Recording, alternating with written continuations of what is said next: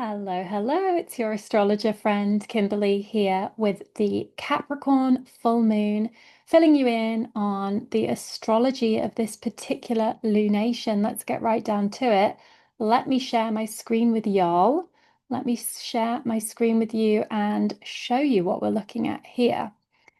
This is the upcoming full moon. We've got the Sun and Jupiter in Cancer, the moon in Capricorn, and, FYI, we'll start off by saying the moon is not necessarily happy in Capricorn. It's in its sign of detriment. Capricorn tends to be a very authoritative sign, and the moon operates much better in its domicile sign of Cancer and Taurus, where it's exalted. It's very happy in Taurus and Cancer, not so able to feed, nourish, nurture itself in Capricorn. It's operating from a far more ambitious perspective, a far more accomplished perspective. So that's just to say the condition of the moon in Capricorn as it is coming to fullness and fruition. Let's take a look at the aspects that are being made because I find this really nice, really fortuitous, really a point of promise and positivity.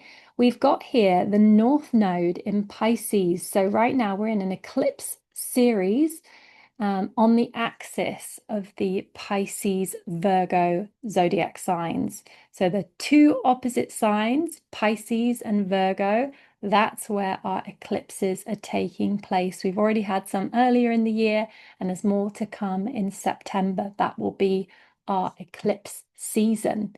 And look how the North Node is at 20 degrees 8 minutes Pisces, forming a harmonious sextile to the moon, or should we say that the moon is forming a harmonious sextile to the North Node? That would be more appropriate and accurate. So we've actually got a trine between the Sun and the North Node, which is really nice, and that will be in effect for the next couple of days as the Sun moves to 19 degrees and then 20 degrees day by day.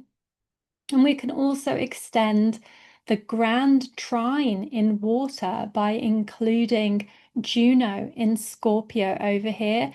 Juno, the wife of Zeus in myth and legend. So that's a real relationship pointer. The soothing qualities of Pisces roped in there, enraptured and brought in there. And then we also have Vesta trine to Jupiter at 7 degrees. So I don't normally include every single asteroid, but I do think it's worth pointing out that we do have some nice harmony going on in the water element. Jupiter is, of course, exalted in Cancer, so that's really nice too. So there's some nice emphasis on Cancer, some nice drawing on the Pisces well, and then there's some, positive completion with this grand trine in water, the water element. As I say, the Capricorn moon isn't exactly the most fun, feel good placement of all planets in the zodiac. However, we accept it exactly as it is. That's fine. Capricorn, the sign of business and industry, big business, of power and authority being ruled by Saturn. So that brings us to the planet that is ruling this full moon, Saturn. Saturn is the ruler of Capricorn. And so as the moon is passing through Capricorn, we automatically look at Saturn. What's Saturn doing today? What's Saturn doing during this full moon? Sometimes the ruler of the moon isn't doing anything exciting. Sometimes there's nothing to say. Well, today there is something very exciting to say, and I'm just going to remove a little Juno and Vesta there. That was just the point about it being a nice harmonious trine or a nice grand trine in water. But let's keep stripping back as we get right to the bare bones of this horoscope and take that nice look at what's going on. over here in Aries, we've got Saturn at the first degree, still at 1 degree, tipping over into 2 at 1 degree 55 minutes. We've got Neptune retrograde in Aries. We've got Ceres at 13 degrees, 14 degrees of Aries. And we've got Eris, another mythic archetype of pure excitement and energy and warrior-like qualities. Eris over there, real fighter, and Chiron, the wounded healer, the point of pain, but also of healing. So, needless to say, there is quite a lot going on in our beloved zodiac sign Aries. And of course, we know through, compatibility charts that and from knowing a little bit about astrology, we know that Aries, Capricorn, and Cancer are zodiac signs that hold tension. They are, they're all cardinal signs and they create squares with each other, and squares are points of tension, friction, and therefore a little bit of struggle going on. So the moon wants to bring fruition and prominence to the zodiac sign of Cancer, bringing things full circle, allowing us to light up that corner of our horoscopes with perhaps a tone of, awareness, but not exactly, fluffy, cuddly, tender vibes, right? This is more a stark look at, that house of the horoscope. The Cancer sun, the Cancer season vibes are acknowledging and honoring Cancerian themes, which might be things like motherhood, nurturing, home, a port in the storm, a harbour, a nest of one's own, a home, a hearth, a family, a place of nurturing. That's the Cancer type vibes that we're spotlighting with the sun.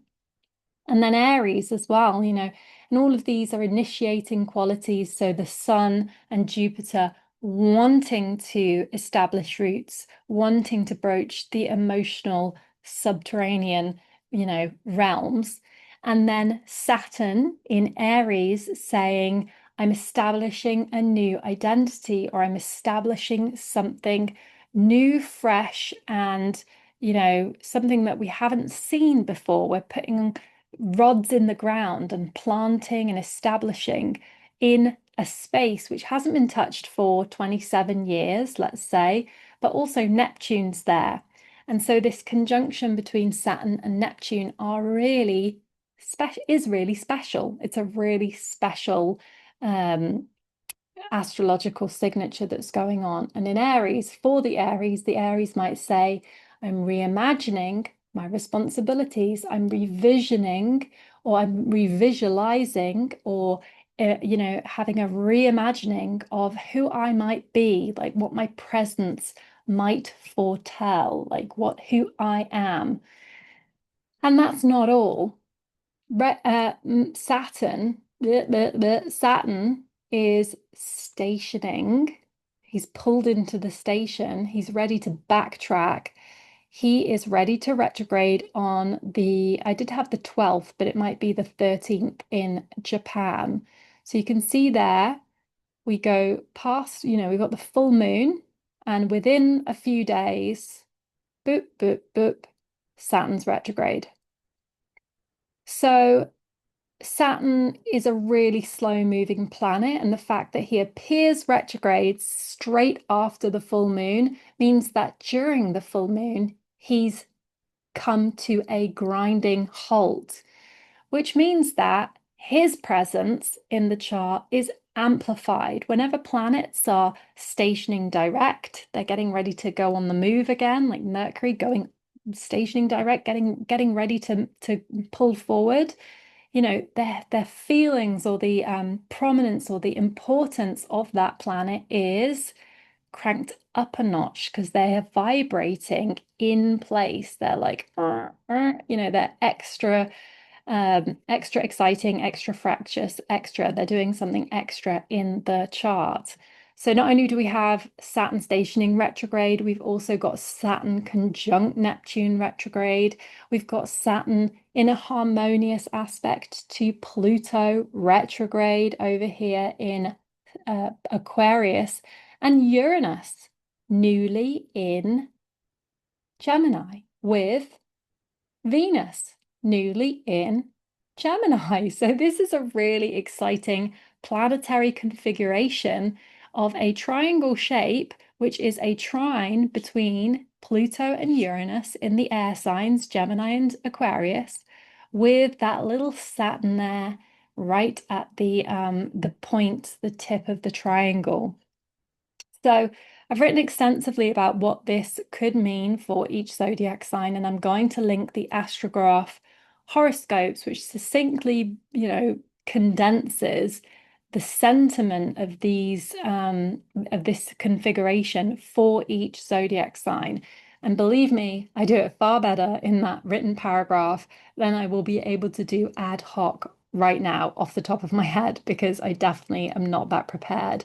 But needless to say, I spent many hours writing those horoscopes for you and, touching on what each configuration means for the rising sign, and you can read for your sun sign too.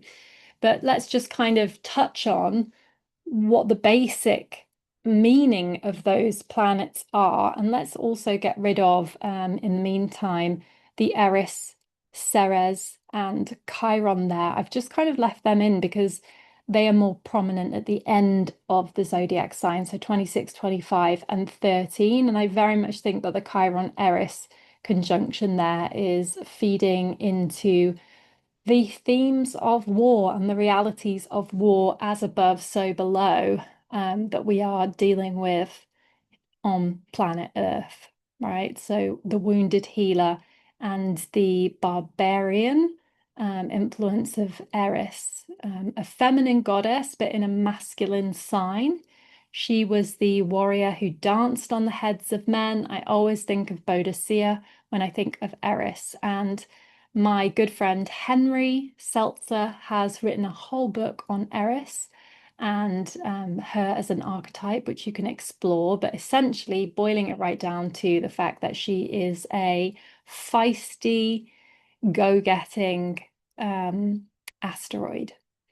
And then also, and maybe the fact that Eris is in Aries has seen an influx of world wars over, however long she's been there, because she was in Pisces not recently. It's been many, many years since Eris has been in Aries. I haven't actually made that connection before, but say we take it back to 1920. Let's see if she was already in there. Yeah, she was right at the end of Pisces in 1920. So maybe, Eris entering Aries has seen more. I don't know actually, because I'm not an expert on the world wars of the 1800s. But if you are, maybe let's look at Eris. So we'll strip back Chiron and Eris, those two warring characters. We'll hear more from them in Libra season and when Mars is going through Libra after he's wrapped up in Virgo. We'll get rid of Ceres over there, that withholding energy, that energy that just wants to keep, withhold spring from everyone.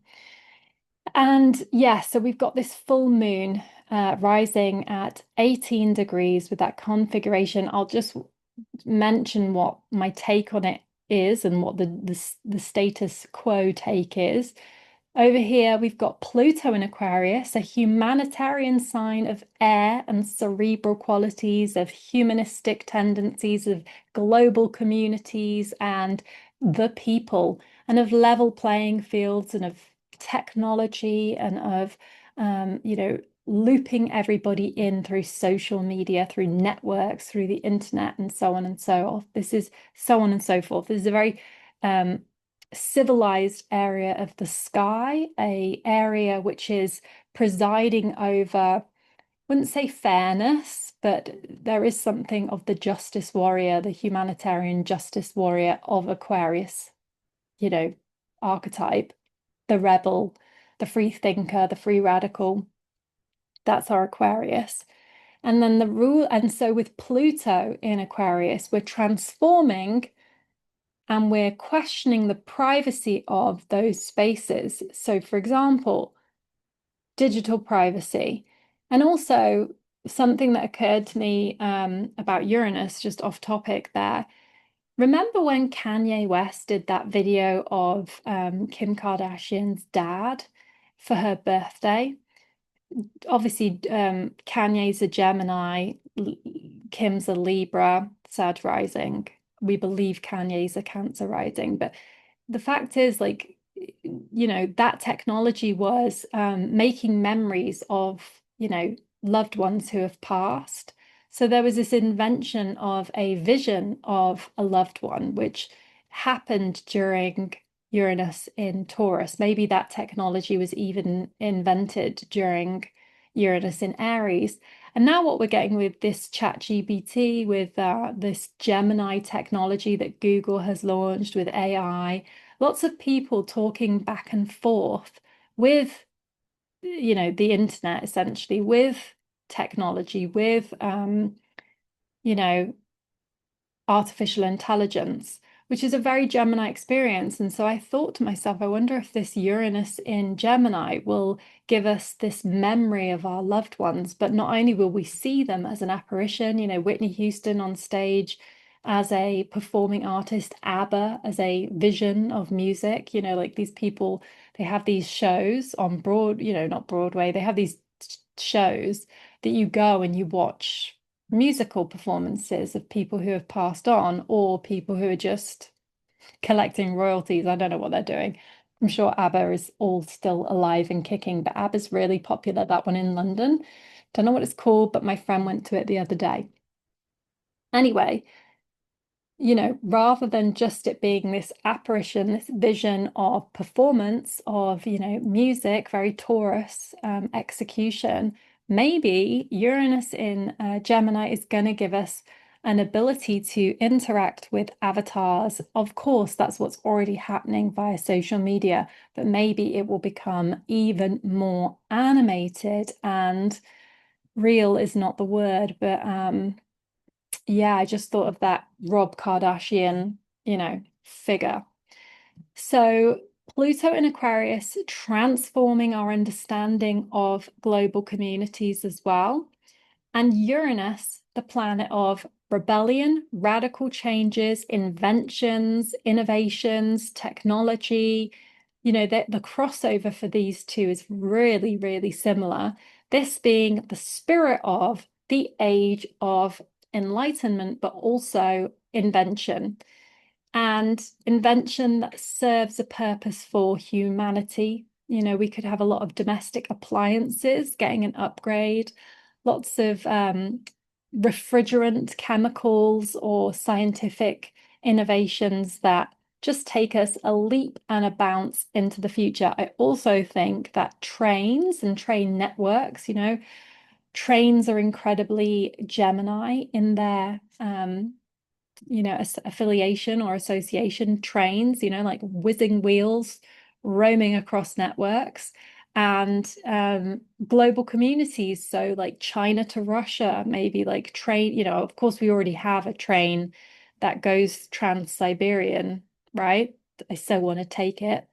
When the timing's right, when we're not in the middle of a freaking crazy time of life.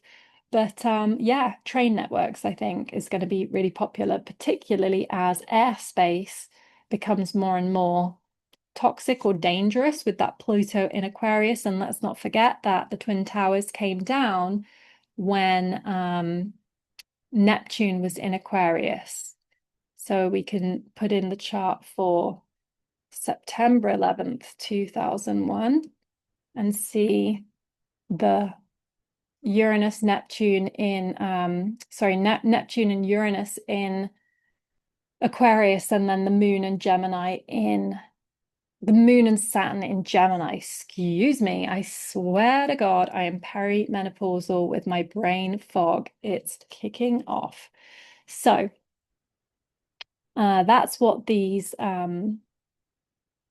planets could mean, and then topped off with a Saturn-Neptune conjunction in Aries. Identity. Aries is all about the face, so facial recognition, the head, migraines, eyes, teeth, face. So developments again around social media, perhaps. But anyway, we're on the Capricorn full moon. Let's not go completely off track. And we've also got Mercury ready to retrograde in a couple of degrees there in Leo, which I don't know about you, but I'm already feeling all of the manifestations of the Mercury retrograde in Leo. Perhaps it's because I knew when it entered its shadow phase. I knew. And then I was like, oh, look, I've lost my credit card. Oh, look, it's Mercury retrograde because it's happening in my money sector. And then all sorts of other shit show stuff's been going on. So I'm just like, okay, Mercury will rectify this over the coming weeks. Can't wait. Not. Anyway, something else I really want to point out is the new moon chart for this horoscope. So the new moon was on the 11th of January 2024. We've got the sun and the moon there together at 20 degrees of Capricorn. We also have a very strong little Mars there in Capricorn and Pluto at the 29th degree of Capricorn. So on this new moon, if you were manifesting, if you were doing a good job of focusing on the Capricorn area of your horoscope, you might have been, really effective. And so it's about now bringing things to fruition, acknowledging things, celebrating, although not in a kind of really indulgent way, just celebrating in a more modest, mediated way, celebrating in a way where it's more conservative, not like coming out with a jamboree of, all singing or dancing, but just, acknowledging where you've been successful, where you've, accomplished something or illuminating and highlighting. So that we were really in it then, we were really in Capricorn's, space with the Mars exalted and the Pluto at the 29th degree there. What's more, we had Saturn, the ruler of the new moon, doing something great. He was receiving that sextile from Mars. Nice. Two very, well-placed planets, I would say. And then we also had Neptune at the midpoint of the new moon and Pluto. So again, nice, very effective astrology to work with. We also had Jupiter in Taurus at 5, trine and sextile Saturn and Mars, and then wonderful little Uranus in Taurus, Earth sign, with a trine from the new moon. Beautiful, beautiful, beautiful. Now that we see the full moon coming to fruition, it's possible that, if you were keeping a diary, if you were keeping a journal, if you are aware of what was going on January 2024, I mean, I personally love that time of year because we've just had Christmas. Capricorn season Christmas happens right at the beginning of Capricorn season. It's cold. It's a vibe. Who doesn't love the middle of winter? And the bleakness of it all. I kind of get off on that bleak black, misty winter. I really enjoy that. I guess it's because I'm British and I grew up in the countryside where everything was misty and it was so tough, getting out of bed, but you felt like you'd really accomplished something if you got your ass to school. But that was winter. And yeah, starting January, New Year's resolutions, powering down, locking in, fantastic, grit. I've also got Jupiter in Capricorn, so maybe that's why I quite like Capricorn season. Anyway, hopefully you made some New Year's resolutions at that time. Hopefully you were setting goals or like really pushing through towards something. And even if you weren't, that's fine too. But whatever you were up to, now is a time when you can potentially see those things coming to fruition. Even though we're in a very different space with Uranus, Saturn, Neptune, and Pluto, we've still got the North Node. We've still got, Jupiter and Cancer, softening us, patting us on the head and saying, that we're still in that terrain. We're still in the Pisces Capricorn vibes. We still get a taste of it. Okay, so I'll go through sign by sign what those houses are specifically. And then finally, I just want to point out that, a few years ago we had a global pandemic, and I was very, very interested at that time in the degrees of Pluto, Saturn, and Jupiter because they're right on my descendant. I have a 21-degree Capricorn ascendant. So I was super watching with bated breath. What's going on? What about me? Me. Excited as a Cancer rising in my relationships. Needless to say, it was really bloody hard. That I'll save that tale for another day. But going back to the chart of 26th of December 2019, we've got Saturn and Pluto at 20 and 22. We've got Jupiter, South Node, 5 and 8. And then we've got Moon and Sun forming a new moon at 4 degrees.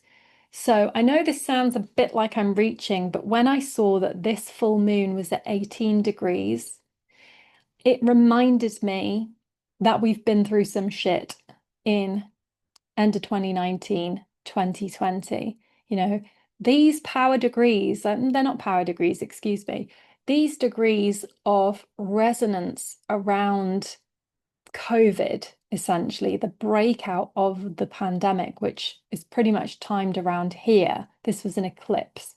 This was an eclipse that was supercharged with these slow moving planets. Sun, Moon, the luminaries, giving us that new beginning. Jupiter, fine. He's not so slow moving. South Node, fine. But Saturn and Pluto together, that's like a very infrequent occurrence at those degrees, 22, 20. And so whenever I see basically celestial events that are around those degrees, particularly of Capricorn, my little antennae come up and I say to myself, wow, that's potentially reminding us of what we've been through, what we've struggled through, the bleak midwinter, the long, harsh, dark night of the soul, right? Because everybody has a tale to tell of COVID. Nobody, and I mean nobody, probably not even the billionaires and the Bezoses and the, big industry guys, nobody's coming out of that with a smile on their face. Everybody's like, wow, that was a bloody, once in a lifetime thing, and it's just kind of gone on from there. Not to mention that 2019 was full of really huge political, social unrest. The Me Too movement, the Black Lives Matter, and the umbrella protests in Hong Kong, which I was closely watching as somebody who was based there. So that is our full moon chart. There he is. Let's just give it up for the moon one last time. Resonating, vibrating, and conjunct the Saturn of that prior new moon in December 2019. So hopefully that all made sense to you. And, equally, Neptune being in Pisces during that time, hitting again the 2023, all the different points in Pisces, but certainly around that time, 20 degrees also standing out. So what I would like you to do at this full moon, on a positive note, not that positive, so it really, really does resonate with the vibe of the moon. It's like we can celebrate, we can be so happy and congratulatory of ourselves. Well done, we've made it through something, but it's serious. We've made it through the dark. We've made it through the misty winter. So congratulate yourself. Well, this is what I feel like it's worth doing. How am I doing for time? Have I waffled on crazy amounts? Anyway, I can't see, but that's what I think we should all do is, take stock of, wow, look how far we've come. And I would say even in the January 2024 moment, that was also a time, given that that new moon was even resonating with the chart of the COVID points, and it had the 29-degree Pluto. That was a fresh start post-COVID, right? Like, damn, we've made it through a trauma. We've made it through deaths. We've made it through hard heartache, hardships, very Saturnian, relinquishing control, especially with that Saturn in Pisces, the last sign of the zodiac, the finality of it all. And now we're in new space, we're in new vibes. But this little moment, this little window is an opportunity to say, but where have I been? But what have I done? But, how have I strived through adversity? So, yeah, again, I'll say it. Congratulations on all you've made, on the hardships that you've made it through.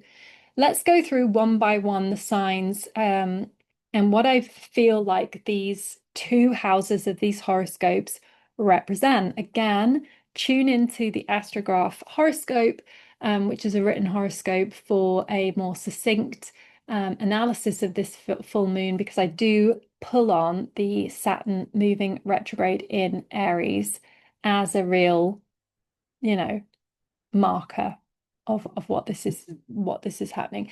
So let's start with Capricorn.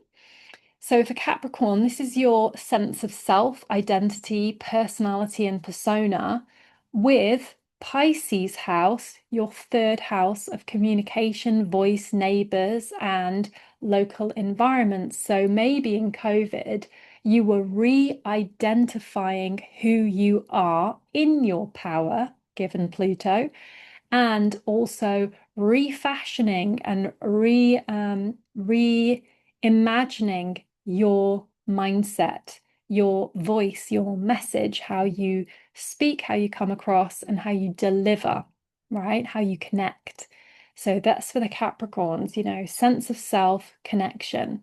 For the Aquariuses, whew, this is about your sense of catharsis, closure, and deep transformation that may have been unconscious. So, things going on that nudge you into a new space, a new era, a new epoch. That also has to do with money, finances, your role, or your sense of self-worth.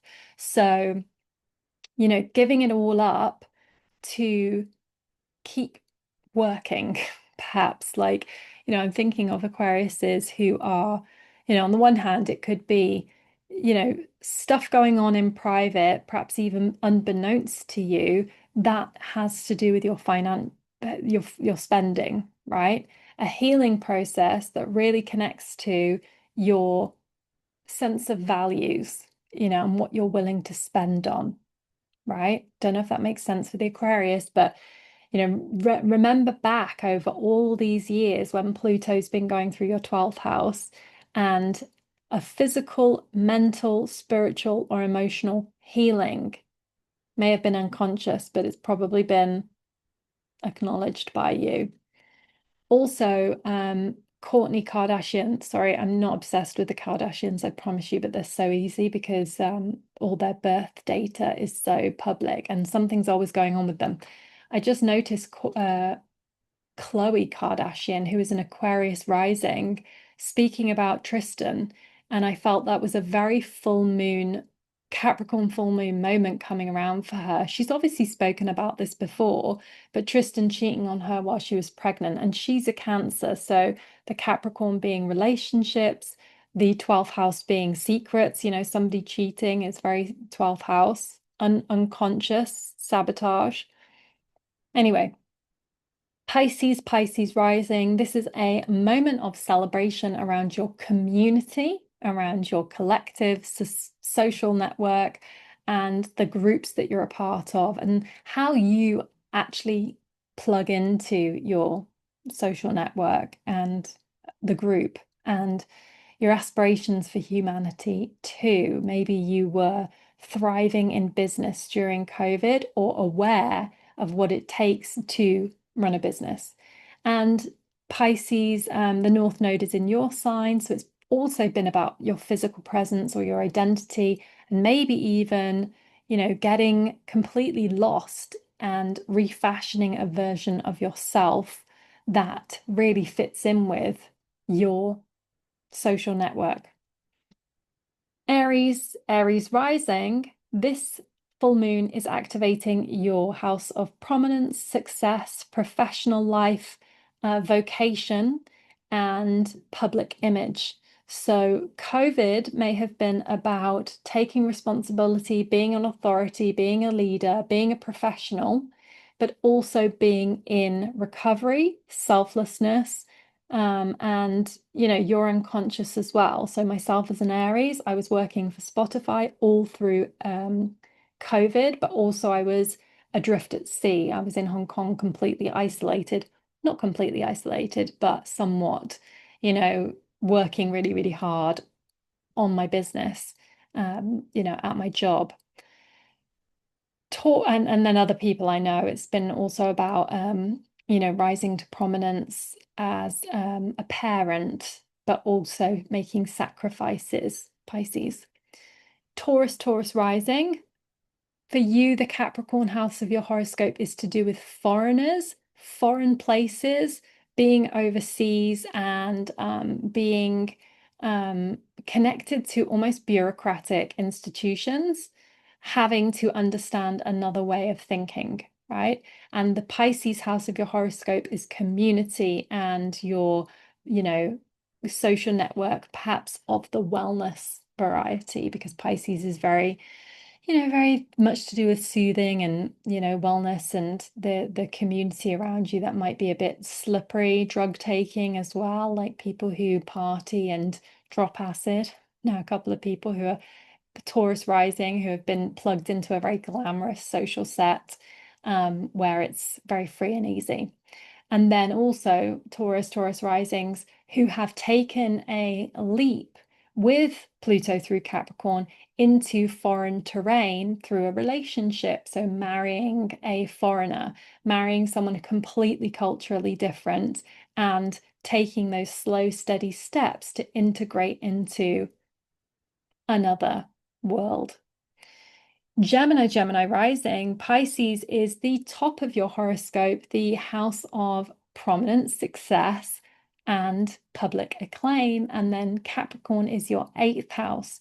So mutually beneficial agreements, commitments where you are beholden to others, where you're wedded, where you're bonded, where you're invested, where you're in league, where you're contracted, and having to come up against other people in their role, which could also be businesses, right? So thinking about toxic business partners or toxic other people who have some kind of an influence on your financial security or your financial interactions, and then also connected to your career.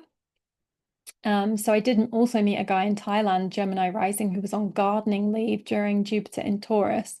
And that very much fits the bill as well. Like lots of focus on success during COVID, but also, you know, not good shit going down at work, basically. And then also, it doesn't just have to be professional, it can be personal relations, like getting a handle on how you are vulnerable and supported by businesses, other parties, or people, which could even be family members. Okay, Cancer rising. This is your house of relationships. So this is a relationship full moon for you and for me. This is about your one-to-ones, and it's not just your spouse. It could be a friend, it could be a figure, it could be individuals who stand out. So for me, Mary J. Blige, maybe I will turn her up on my stereo system. Only kidding. I don't have a stereo. I don't have anything. My husband has a music system. So my relationship will enable me to listen to Mary J. Blige. Maybe he even has her on vinyl. let's hope. And then the Pisces North Node being in your ninth house, and the Neptune transit during COVID being in your ninth house of wisdom, publishing, journeys, foreigners, growth, personal development, spiritual wisdom, knowledge. That's the path that I've been on. I don't know about you, but I've just been soaking up so much over the past decade of astrology, God, wisdom, other people sharing their knowledge with me being able to elevate my higher mind. Loved it. And then also Pluto through Capricorn in your relationship house, plugging those two themes in together, making sure that you have had a spiritual experience in your relationships. So, like dealing with some shit in relationships and making it into a spiritual experience. Cancer, like Khloe Kardashian, being able to rise above even the most arduous, hard tasks. You know, you know what I mean, Cancer. You know what I mean. And it doesn't just have to be a spouse, it can be family members as well, or connected to, intimate spaces. Leo rising.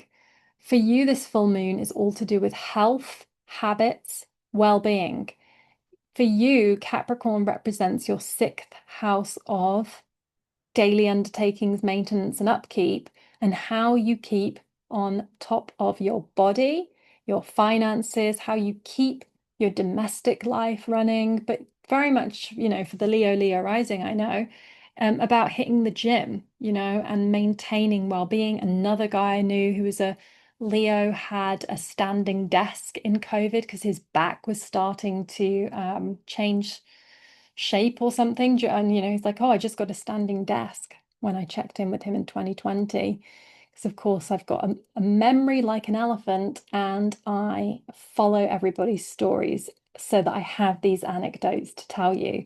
But, this can also be about sobriety, getting sober, because Capricorn's a very sobering influence. So a lot of the Leo risings now focusing on their health and how they have been able to moderate, become sober, become strict with their physical presence and structured.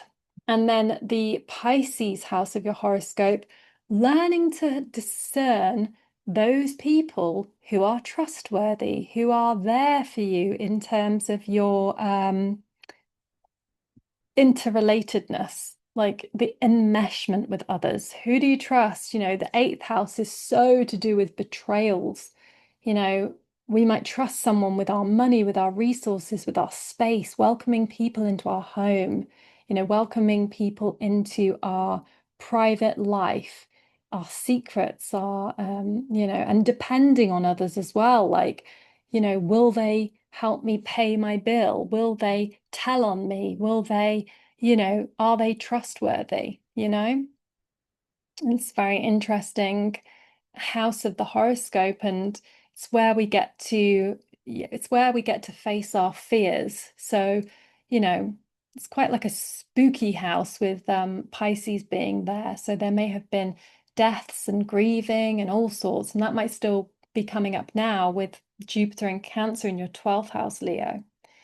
Then we've got the Virgo risings. For you, all about love, talents, passions, your romance, your sense of fertility, your sense of creative output. Capricorn for you, Virgo rising, is all about what brings you happiness, joy. So maybe children have brought you joy, a new baby has brought you joy, but during COVID, maybe you were falling in love and building a empire out of your love life. Maybe you were transfixed with the journey of, togetherness with that Pisces seventh house of marriage and of best friends, or maybe you've just been discovering more about what you want from a relationship, and now you can really feel satisfied that you understand what it is that you want, what it is that you're craving.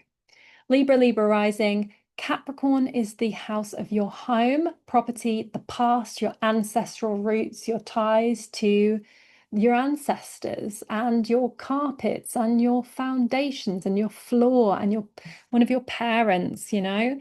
And so with COVID, there was a confrontation or a awareness of a parent and maybe the hardship and the trauma of the past. And you were able to start to uproot that and start to claim back power in that domain, your family foundations. And then with Pisces North Node in your house of wellness and well-being and daily constitution, health, you know, facing up to a very Piscean tainted sixth house. So, you know, wanting to incorporate a yoga practice, swimming, meditation, wanting to, you know, not get too swept away with, you know, viruses and the COVID condition, and maybe having to face an unfortunate bout of, you know, COVID, which is very phlegmy and very Pisces in its manifestation. My sister is a Libra rising, and she is definitely someone who suffered from COVID with that Pisces sixth house, and also gave birth to a child, a baby, which is again building on the roots and the foundations. Even though fifth house is children, it can also be fourth in terms of parenting. And so she had a really traumatic birth where she lost so much blood, which is very Piscean in that free-flowing way. So let's give my sister a call ASAP just to celebrate her journey. And then we've got Scorpio rising, Capricorn being your voice, your approach to writing projects. One Scorpio I know has launched a book, and it's an encapsulation of her own, not just a book, but a whole philosophy kind of thing, like a whole teaching method. And so, you know, she was definitely working on that towards the end of Capricorn. Well, I think she's been working on it for like decades, actually, or years. And so, yes, the principle of that Capricorn voice and the fifth house creativity, um, local neighborhoods, and also fertility as well.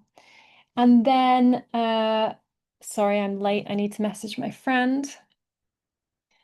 Can we do 6:45? Sagittarius, this is about your finances. This full moon is a financial one, and also home, family, nest. So, you know, developing a property, developing your role. And then that brings us right back to Capricorn. So I'll just say about Sagittarius before I cut myself off. For the Sagittarius, it's all about your value, how you actually produce some value for yourself and carve out a role for yourself and learn what you're good at, what you can charge for, what people are willing to pay you for.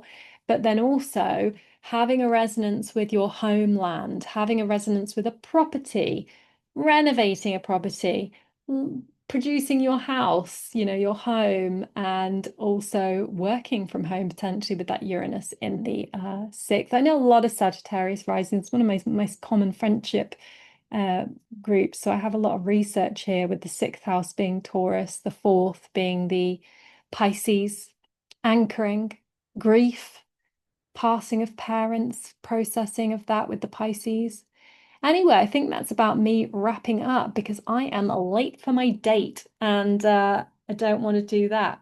So I hope this has been probably way too much information to be interesting, but maybe somebody got something out of it. Hope you did.